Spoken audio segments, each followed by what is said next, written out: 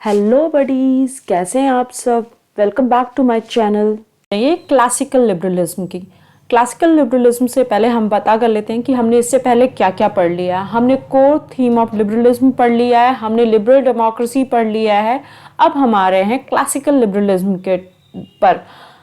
Classical liberalism के बारे में अगर हम जानें तो ये सब अर्लीस्ट ट्रेडिशन है। अर्लीस्ट ट्रेडिशन होने का मतलब ये है कि जब लिबरलिज्म नया नया आया था तो सबसे पहले फेज में जो ट्रेडिशन डेवलप हुआ था वो क्लासिकल लिबरलिज्म हुआ था। दैट मीन्स कि ये जब इनिशियली सोसाइटी ट्रांजिशन कर रही थी फ्यूडलिज्म से कैपिटलिज्म की तरफ, तब ये क्लासिकल लिबरलिज्म आया था। क्लासिकल लिबरलिज्म के कुछ फीचर्स हैं। ऐसे पहले आप ये जान लीजिए कि इसे 19th सेंचुरी लिबरलिज्म भी कहा जाता है, क्योंकि उसी टाइम पर इंडस्ट्रियल रेवोल्यूशन वगैरह हुआ था, पीक पर चल रहा था, तभी इस तरह का लिबरलिज्म डेवलप हुआ था। तो कॉमन कैरेक्टरिस्टिक्स क्या हैं? वही जो लिबरलिज्म की हैं, लेकिन ये कुछ ज़्यादा ही स्ट्रांगली फॉलो करते हैं इन फीचर्स को। जैसे कि इगोइस्टिकल इंडिविजुअलिज्म, इसका मतलब कि इंडिविजुअल सेल्फ इंटरेस्टेड है, इंडिविजुअल सेल्फ सीकिंग है, और इंडिविजुअल जो है वो सोसाइटी को कुछ ओन ही करता है। इंडिविजुअल खुद में ही सेल्फ रिलायंट है। फिर दूसरा फीचर है कि सोसाइटी, हमने इससे पहले भी पढ़ा है कि लिबरल्स मानते हैं कि सोसाइटी एटमिस्टिक है, जिसका एक काउंटर आर्ग्यूमेंट आया था जो मोर ऑप्टिमिस्टिक व्यू रखते हैं सोसाइटी के बारे में, इंडिविजुअल के बारे में। वो मॉडर्न लिबरल्स हैं जो बोलते हैं कि इंडिविजुअल सेल्फ सीकिंग होने के साथ साथ वो सोसाइटी को भी कंसिडर करता है अपने डिसीजंस में, मतलब वो अपनी सराउंडिंग को भी देखता है। तो कॉमन कैरेक्टरिस्टिक में एक कैरेक्टरिस्टिक क्लासिकल लिबरल्स का ये है कि वो सोसाइटी को एटमिस्टिक मानते हैं, मतलब जो सोसाइटी है उसमें इंडिविजुअल्स जो है वो आपस में आकर सेल्फ इंटरेस्ट की वजह से उसे बनाते हैं। मतलब society is a collection of individuals जो सेल्फ सफिशिएंट है लार्जली। फिर एक और फीचर है ये कि नेगेटिव फ्रीडम, जो मैंने दीपिका पादुकोण का एग्जाम्पल देकर बताया था, उसमें यही है कि किसी भी तरह के कंस्ट्रेंट नहीं होने चाहिए सोसाइटी में। सेल्फ रिगार्डिंग और अदर्स रिगार्डिंग एक्शंस में भी बताया था कि जेएस मिल बोलते हैं सेल्फ रिगार्डिंग एक्शंस में कहीं भी इंडिविजुअल को कर्टेल नहीं करना चाहिए, इंडिविजुअल की फ्रीडम को। तो नेगेटिव फ्रीडम की बात करें, मतलब एक्सट्रीमली वो एक्सट्रीम एंड पे जाते हुए बोलते हैं कि एक्सटर्नल कंस्ट्रेंट्स होनी नहीं चाहिए। नेक्स्ट है जो थॉमस पेन अपने वर्ड में बताते हैं कि थॉमस पेन बोलते हैं कि स्टेट जो है, स्टेट के बारे में इनका ओपिनियन क्या है। स्टेट के बारे में ये बोलते हैं कि स्टेट नेसेसरी इविल है। तो नेसेसरी का क्या मतलब? क्योंकि ये ऑर्डरली एग्जिस्टेंस के लिए, पीसफुल को एग्जिस्टेंस के लिए स्टेट का रिक्वायरमेंट है।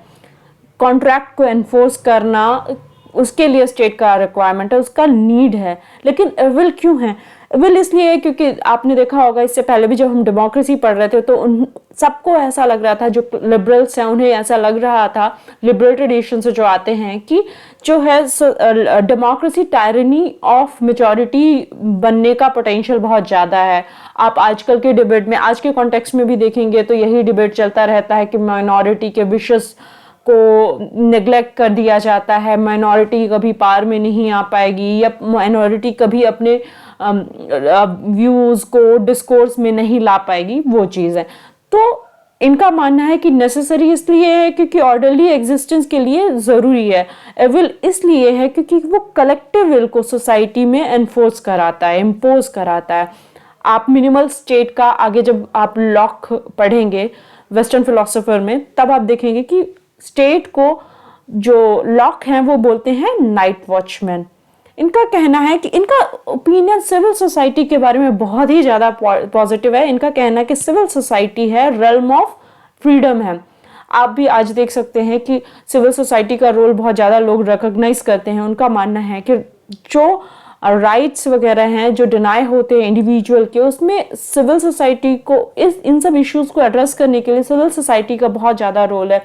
एनजीओज वगैरह भी इस फील्ड में वर्क करते हैं। आप बचपन बचाओ आंदोलन देखिएगा कैलाश सत्यार्थी जी का, उनका भी। तो वो क्या है, इंडिविजुअल के फ्रीडम की बात करते हैं, इंडिविजुअल का रिकॉग्निशन, इंडिविजुअल की आइडेंटिटी की बात करते हैं। तो उनका क्लासिकल लिबरल्स का सिविल सोसाइटी के बारे में बहुत पॉजिटिव ओपिनियन है। उनका कहना है कि ये रेल्म ऑफ फ्रीडम है, जबकि स्टेट के बारे में वो रेल्म ऑफ कोअर्शन बताते हैं।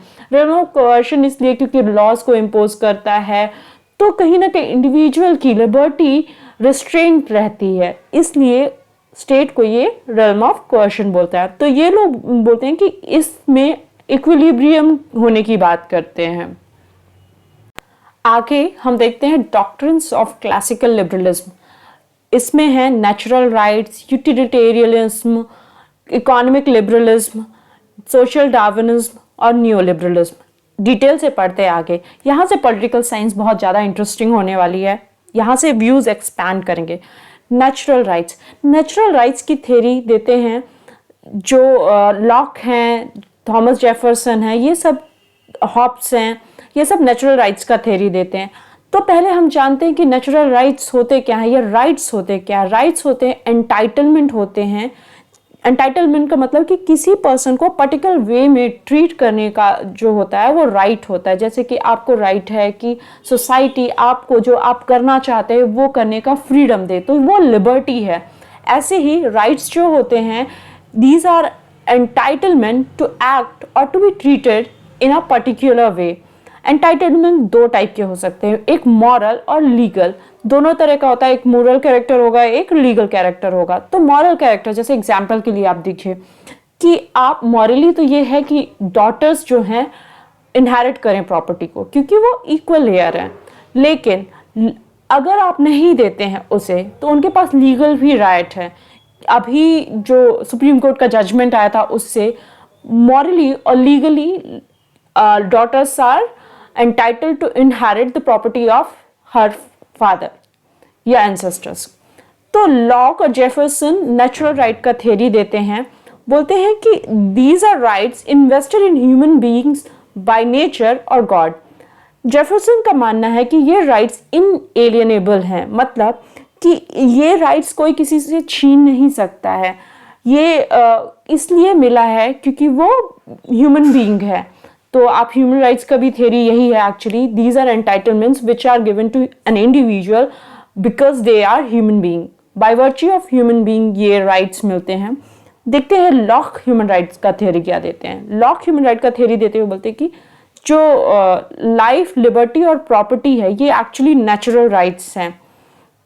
लॉक जब देखें, हमारे यहाँ भी कॉन्स्टिट्यूशन पहले प्रॉपर्टी को नेचुरल राइट और कॉन्स्टिट्यूशनल प्रोविजन था, कॉन्स्टिट्यूशनल राइट था, फंडामेंटल राइट था। अभी भी कॉन्स्टिट्यूशनल राइट है, लेकिन अब फंडामेंटल राइट से हटा दिया गया है। प्रॉपर्टी है अब कॉन्स्टिट्यूशनल राइट है। तो जो ये वेट है जो इंडिविजुअल के राइट्स को, इन नेचुरल राइट्स को दिया गया है, इसमें लोग डिफर करते हैं। लिबरल्स जो डिफर करते हैं तो उससे या तो अथॉरिटेरियन थिंकर बनता है या फिर liberal thinker, early liberal thinkers जो हैं जैसे लॉक हो गए।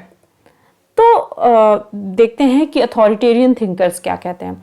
लेवियाथन में हॉब्स ने कहा था कि जो राइट्स को प्रिवेंट करने के लिए उनका बेसिकली वो सुप्रीमेसी देते हैं प्रेजर्वेशन ऑफ लाइफ। तो उनका मानना है कि प्रेजर्वेशन ऑफ लाइफ के लिए हॉब्स बोलते हैं कि स्टेट का स्ट्रांग होना बहुत ज़रूरी है। प्रेफरेबली वो मोनार्की को बोलते हैं। उनका कहना है कि repressive government is better than no government at all. That means कि अगर आप इमेजिन करिए कि स्टेट में गवर्नमेंट ना हो तो एनार्की जैसा सिचुएशन हो जाएगा, केओस मच जाएगी सोसाइटी में, क्योंकि कोई लॉ नहीं। मान लीजिए इमेजिन करिए कि ट्रैफिक रूल्स नहीं है, तो कोई भी कैसे भी, अभी तो ट्रैफिक रूल्स के बाद इतने एक्सीडेंट्स होते हैं, तो ट्रैफिक रूल नहीं होंगे तो केओटिक सिचुएशन हो जाएगा। इसलिए हॉब्स का मानना है कि गवर्नमेंट रिप्रेसिव भी अगर हुई, क्योंकि अभी क्या होता है, ये तो एक डिलेमा है या एक डिबेट है जो हमेशा रहती कि लॉ के फियर से कॉम्प्लायंस जनरेट हो, या बेसिकली ह्यूमन चाहते हैं या इंडिविजुअल्स चाहते हैं कि वो मॉरली राइट रहें, इसलिए कॉम्प्लायंस जनरेट हो या डेवलप हो। तो ये एथिक्स में आप डिबेट पढ़ेंगे तो बहुत बार ये आता है डिबेट में कि पहले रिप्रेशन का ज़रूरत है ताकि फियर से लोग करें, फिर धीरे धीरे वो उनके हैबिट में आ जाएगा। तो लेवियाथन में हॉब्स बोलते हैं कि रिप्रेसिव गवर्नमेंट बेटर है नो गवर्नमेंट एट ऑल से। लेकिन इनके अपोजिट व्यू जो आता है वो लॉक का आता है। लॉक बोलते हैं कि गवर्नमेंट जो है इंडिविजुअल्स के राइट्स को प्रोटेक्ट करने के लिए बनी हुई है। बेसिक राइट्स उनका मानना है लाइफ, लिबर्टी एंड प्रॉपर्टी, जो हमने अभी पहले भी देखा है। तो उनका कहना है कि अगर गवर्नमेंट इन्हें प्रोटेक्ट नहीं कर पाती है तो इंडिविजुअल्स के पास राइट ऑफ रिबेलियन है। इससे पहले भी हमने सोशल कॉन्ट्रैक्ट में पढ़ा था कि जो इंडिविजुअल्स हैं रेडी इसलिए होते हैं अपनी सॉवरेंटी का कुछ पार्ट देने स्टेट को, क्योंकि उन्हें लगता है कि स्टेट के होने से सोसाइटी में पीसफुल कोएग्जिस्टेंस पॉसिबल है, इसलिए वो लोग स्टेट को अपनी सॉवरेंटी का कुछ पार्ट देते हैं। लेकिन वो उसमें भी आपने कॉन्स्टिट्यूशनलिज्म में पढ़ा था कि वो अथॉरिटी फ्रॉम बिलो आएगा, पावर फ्रॉम बिलो आएगा। दैट मीन्स कि हमने प्रीएम्बल से भी उसे रिलेट किया था कि अगर गवर्नमेंट के पास कोई पावर है या स्टेट के पास कोई पावर है, it is just because we have given the state that power to rule over us और to have legislation for us. तो ये है, हमने देखा कि हमने इससे पहले भी देखा था जब हम डेमोक्रेसी पढ़ रहे थे कि लॉक बोलते हैं, लॉक एक प्रोटेक्टेड डेमोक्रेसी का डेफिनेशन देते हैं। दैट मीन्स कि प्रोटेक्शन के लिए डेमोक्रेसी आती है, प्रोटेक्शन, प्रॉपर्टी के प्रोटेक्शन के लिए, एक्सटर्नल अटैक से प्रोटेक्शन के लिए।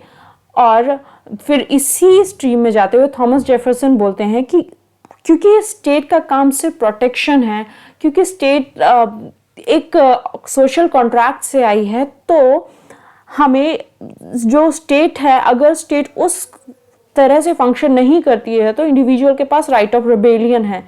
दैट मीन्स कि वो स्टेट का एवर एक्सपैंडिंग रोल एक्सेप्ट नहीं करते हैं। और तभी ये बोलते हैं कि थॉमस जेफरसन बोलते हैं कि the government is best which governs least, जो कि कुछ ही कॉन्ट्रैक्ट एनफोर्समेंट का ही काम करे, जो नाइट वॉचमैन की तरह ही काम करे, वो जबरदस्ती का वेलफेयर स्टेट बनने की कोशिश ना करे। फिर आगे देखते हैं यूटिलिटेरियनिज्म। यूटिलिटेरियनिज्म जो इक्वेट करता है प्लेजर और हैप्पीनेस को गुड के साथ और एविल को इक्वेट करता है अनहैप्पीनेस के साथ। तो जो अर्ली प्रोपाउंडर हैं यूटिलिटेरियनिज्म के वो हैं, नोटेबल हैं जो जेरेमी बेंथम और जेम्स मिल। बेंथम एक्चुअली ऑल्टरनेट व्यू देते हैं ह्यूमन नेचर का। जैसे ह्यूमन नेचर का एक व्यू था कि पेसिमिस्टिक है व्यू, जो सेल्फिश है, ये व्यू दिया था हॉब्स ने। लेकिन ह्यूमन नेचर का ऑल्टरनेटिव व्यू जो देते हैं ये देते हैं बेंथम। उनका मानना है कि ह्यूमन नेचर ही है कि वो अपने प्लेजर के बारे में सोचे, प्लेजर मतलब वो हैप्पीनेस के बारे में सोचे। तो एक तरह से यूटिलिटेरियनिज्म पता है क्या करता है, वो मैन का प्लेजर सीकिंग बिहेवियर को किसी भी तरह के बैगेज से फ्री कर देता है कि वो गलत है, इस तरह का फीलिंग से फ्री कर देता है यूटिलिटेरियनिज्म।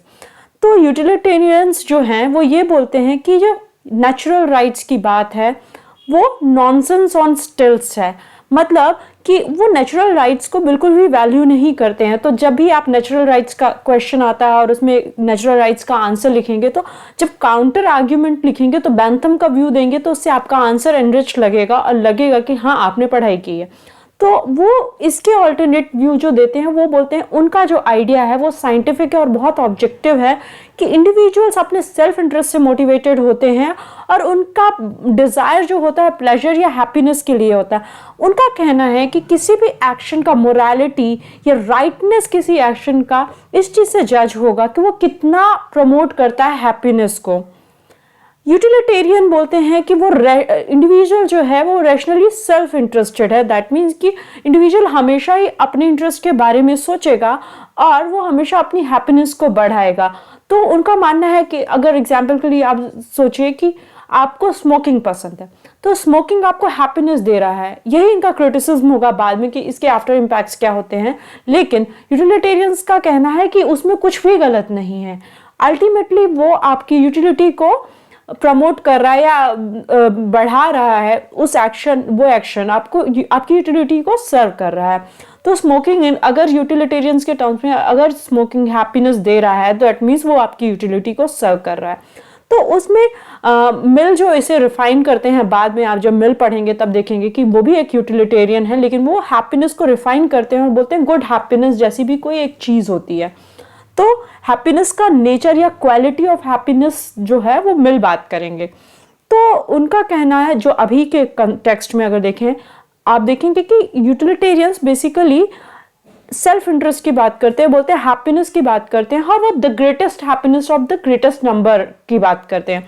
तो देखेंगे कि यूटिलिटेरियन कहीं ना कहीं कॉन्ट्ररी होते हैं लिबरल इंटरप्रिटेशन के, मतलब इनके कॉन्सेप्ट का इलिबरल इम्प्लीकेशन भी है। जैसे अगर सोसाइटी इंडिविजुअल के कॉस्ट पे अगर हैप्पीनेस मिलता है तो उनका मानना है, वो एडवोकेट करेंगे कि वही सही है। लेकिन लिबरल्स तो बात करते हैं कि इंडिविजुअलिज्म होना चाहिए, इंडिविजुअल का लिबर्टी हर्ट नहीं होना चाहिए। जैसे कि एग्जाम्पल के लिए आप देखिए कि अगर लॉज और रेगुलेशन इंडिविजुअल की लिबर्टी को हर्ट कर रहा है तो, या इंडिविजुअल के राइट्स को वायलेट कर रहा है, तो यूटिलिटेरियंस अगर इससे, उनका कहना है कि अगर इससे सोसाइटी में पीस हो रहा है, केओस नहीं हो रहा है, हैप्पीनेस आ रही है लोगों को, तो ये जस्टिफाइड है। तो उनका क्या है, उनका ये कहना है कि इस थ्योरी के साथ दिक्कत ये है कि जो लिबरल्स हैं वो कहीं ना कहीं इसके ऑपोजिट जाते हैं, क्योंकि आपने देखा होगा कि अर्ली लिबरल्स हैं जो लॉक हैं और जो जेएस मिल हैं, कहीं ना कहीं ये बात बोलते हैं कि टायरनी ऑफ मेजॉरिटी हो जाती है। लेकिन अगर यूटिलिटेरियन के कॉन्सेप्ट में अगर वो ग्रेटेस्ट नंबर को सर्व कर रहा है, जैसे कोई गवर्नमेंट का स्कीम है, अगर वो हैप्पीनेस दे रहा है एक सेक्शन ऑफ सोसाइटी जो बहुत लार्ज है, तो वो जस्टिफाइड है, तो ये मॉरली करेक्ट है।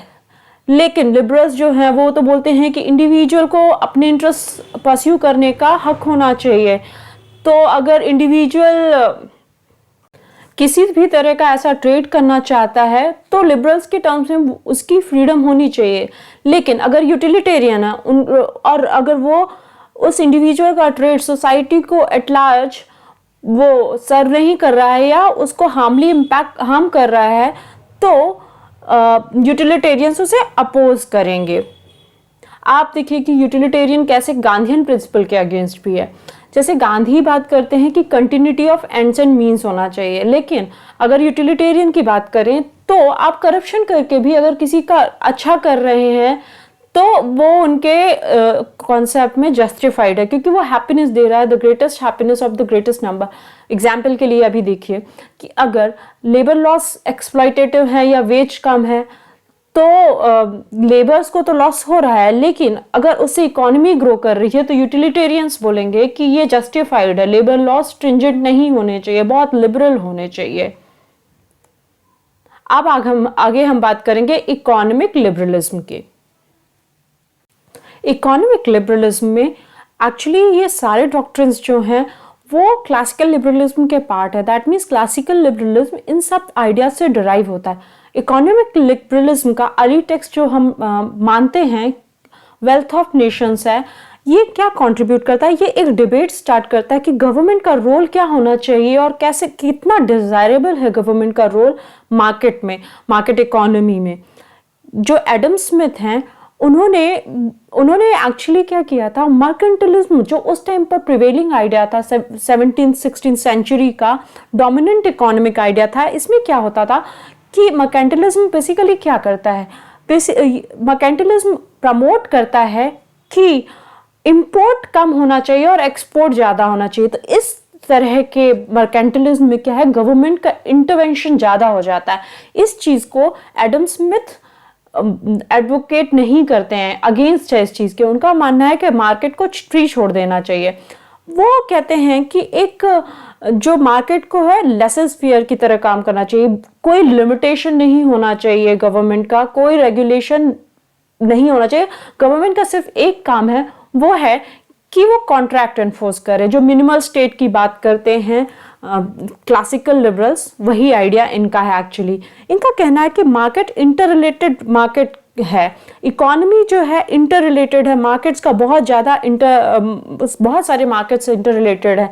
जैसे कि आप अगर वेज या लेबर मार्केट देखेंगे तो अगर लेबर का वेजेस कम होगा तो इकोनॉमिक ग्रोथ ज़्यादा होगा, इकोनॉमिक ग्रोथ ज़्यादा होगा तो वेज ज़्यादा होगा, वेज ज़्यादा होगा तो कंजम्पशन ज़्यादा होगा, कंजम्पशन ज़्यादा होगा, तो ऐसे साइक्लिक प्रोसेस है।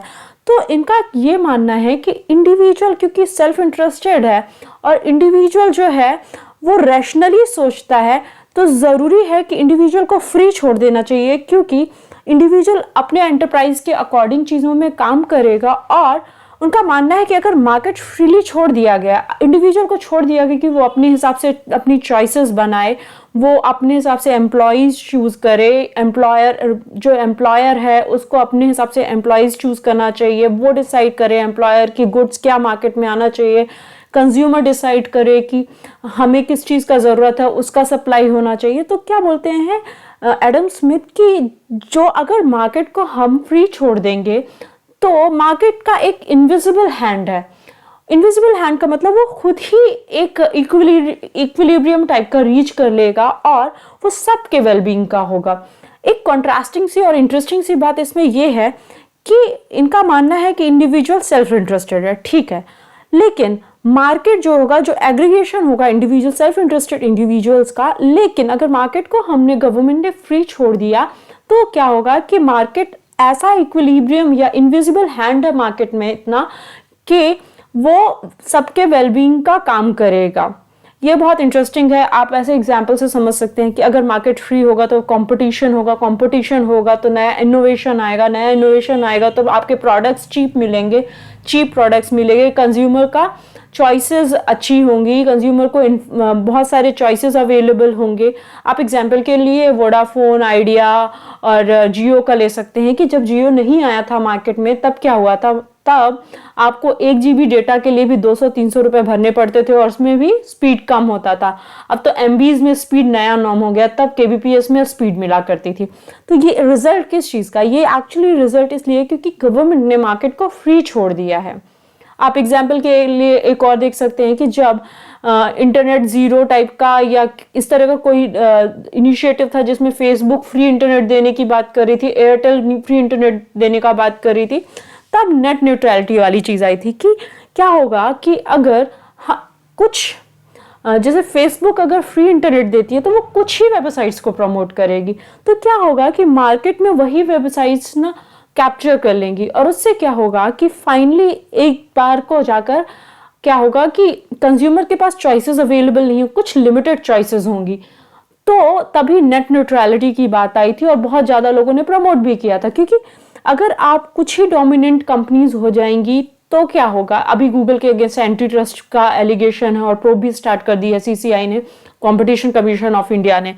तो क्या होगा कि अगर आप मार्केट को फ्री नहीं छोड़ेंगे या कुछ एक डोमिनेंट हो जाएंगी तो वो कंपनीज गेटकीपर की तरह काम करेंगी, तो वो डिसाइड करेंगी कि कौन उनके मार्केट में आना चाहिए, कौन नहीं आना चाहिए, कौन सी वेबसाइट का एडवर्टाइजमेंट होना चाहिए, कौन सा का नहीं होना चाहिए।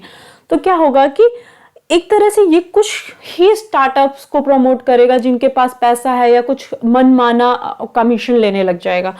तो इसी को आप उस टाइम के कॉन्टेक्स्ट में या एडम स्मिथ एक्सप्लेन करते हुए बोलते हैं कि अगर मार्केट को फ्री छोड़ दिया गया है तो जो कॉम्पिटेंट है वही ऊपर आएंगे और मार्केट हमेशा सबके वेलबींग का काम करेगा। तो उनका मानना है कि एडम स्मिथ का मानना है कि मार्केट जो है इनविजिबल हैंड की तरह काम करता है। फिर इसी बात को नए जो है ये जो इकोनॉमिक लिबरलिज्म है बीच में बहुत ज़्यादा इनइक्वालिटीज़ होने की वजह से 1930s के अराउंड बहुत ज़्यादा इसे चैलेंज किया जाने लगा और उस टाइम पर सोशल स्टेट की बात आने लगी कि वेलफेयर स्टेट होना चाहिए। लेकिन फिर अर्ली 1970s से फिर से new liberalism school of thought generate हुआ और वो उस ट्रेडिशन में क्या होता है कि इनका वो भी क्लासिकल लिबरलिज्म से डिराइव करते हैं और बोलते हैं कि मार्केट के पास इनविजिबल हैंड है और वो तो मार्केट फंडामेंटलिज्म की तरह जाने लग जाते हैं और बोलते हैं कि स्टेट डेड हैंड की तरह काम करता है और उनका स्टेट का इंटरवेंशन मार्केट इकोनॉमी को हैम्पर करेगा और अल्टीमेटली लोगों का वेलबींग इम्पैक्ट होगा। तो आज के लिए इतना ही। आगे हम लेक्चर में पढ़ेंगे सोशल डार्विनिज्म, उसके बाद हम न्यू लिबरलिज्म पढ़ेंगे जिसमें हाइक, नॉसिक, इन सब के बारे में हम पढ़ेंगे। हम देखेंगे कि कैसे सेंट्रल नर्वस सिस्टम की तरह काम करता है मार्केट, कैसे मार्केट फंडामेंटलिज्म की आगे बात आएगी। उसके बाद हम पढ़ेंगे मॉडर्न लिबरलिज्म और उसके बाद हम देखेंगे कि लिबरलिज्म कैसे ग्लोबल कॉन्टेक्स्ट में काम कर रहा है और ग्लोबलाइजेशन के टाइम पर। और उसके बाद ये लिबरलिज्म पूरा चैप्टर खत्म हो जाएगा। हार्डली 2 लेक्चर्स लगेंगे इसके लिए मुझे। तो अभी के लिए इतना ही। That's it from my side. Thank you for watching my channel. If you liked my video, please subscribe and share. And if you think there's any improvement required, please comment on the section below.